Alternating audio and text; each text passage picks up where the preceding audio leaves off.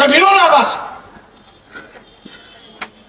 एक काळ मोदी असं म्हणत होते की भारतातली बाजारपेठ ही भारतातल्या शेतकऱ्यांसाठी राखीव राहील, जगाच्या शेतकऱ्याला आम्ही खुली करणार नाही.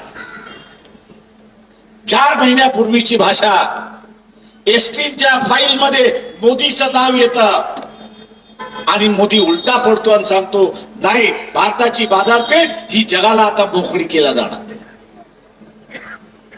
कशामुळे?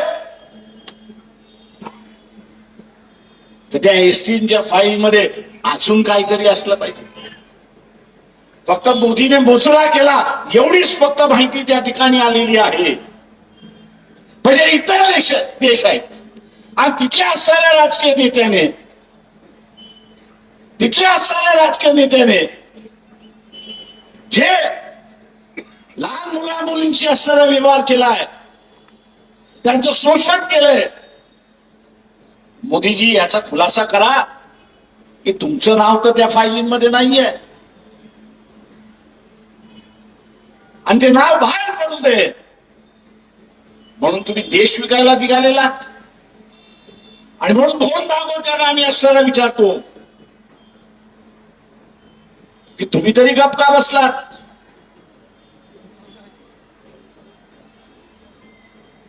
टू जी स्कॅम झालं त्यावेळेस अण्णा हजारेला हाताशी धरलं, दिल्लीच्या मैदानामध्ये बसवलं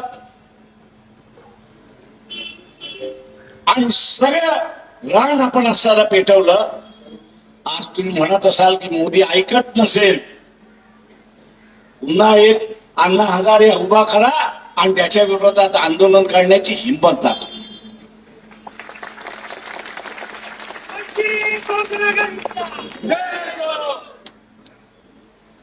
हिंमत दाखवा, आंदोलन करण्याची हिंमत दाखवा.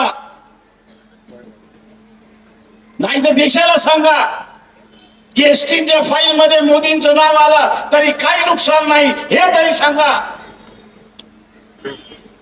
ज्यांचं नाव आलं इतर देशाने त्यांना सगळ्यांना जेलमध्ये टाकलं, पण भारतामध्ये कुणाच्याच विरोधात कारवाई नाही.